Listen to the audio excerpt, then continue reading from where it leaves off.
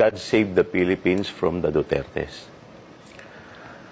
Well, siguro tama siya, no? Kung siya'y may impeach talaga, eventually, siya'y mapatunayan na guilty, talagang nasa taong bayan ng tagumpay. God save the Philippines from the Dutertes. God, bigyan nyo ng 0 yang putang inang Joel Chua. Sakto ito sa bibig ni Apple Chua hanggang sa kanyang lalamunan, hanggang siya ay ng apple na yan, ibigay mo kay Snow White Joel Chua. Diba si Snow White kumain ng apple, tapos nabilaukan, apple yan, bigay mo yan sa kanya, saksak mo yan doon sa bibig niya. Ano si Joel Chua ba?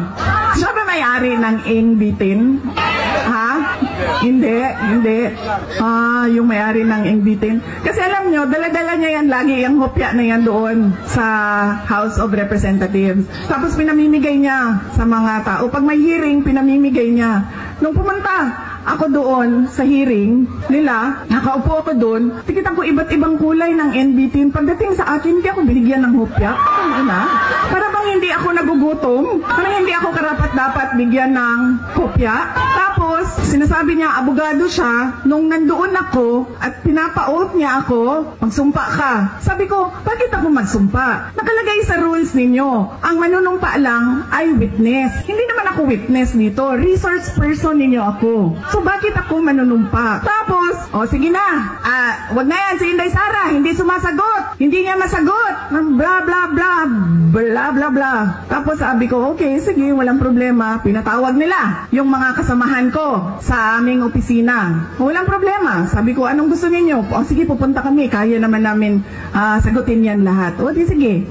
Pagdating doon, kinulong na niya yung isang kasama namin, si Yusek Lopez. Nagalit na ako. Dahil ako naman yung hinahabol ninyo. Ako yung gusto ninyong paalisin. Ako yung gusto ninyong sirain. Bakit nyo dinadamay yung mga kasama ko sa opisina? Sinabi niya, pasensya na. Sinabi niya sa kapatid ko, pasensya na. Sabihin nyo sa kanya. Dahil lahat naman tayo dito, sundalo lang. Kayo, sundalo kayo. Kami, sundalo kami ni Martin Romualdez. Uy, hindi lang buwaya, sir. Tambalos-los yun nga buwaya. Sinagot siya ng kapatid ko. Sundalo tayong lahat. Pero kami, sumusunod kami sa tamang orders. Hindi kami sumusunod sa mali. Yan! Hindi ko nga alam kung paano nyo napili yan si Joel Chua, pero nasabi na sa akin eh. Yan ang karakas ng inyong congressman. Ganyan ang pag-uugali ng inyong congressman. Hindi namimigay ng hopya.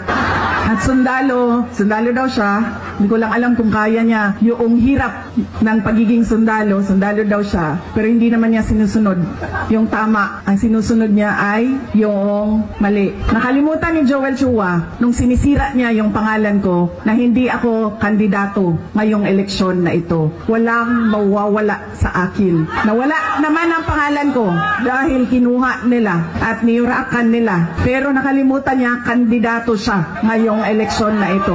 Kaya ano ang dapat nating gawin para kay Apple Nieto? O hindi lang iboto, ano pa ang dapat nating gawin? Ikampanya, idala sa lahat ng mga presinto at sabihan ang ating mga kasama, bigyan nyo ng 0 yang putang inang Joe.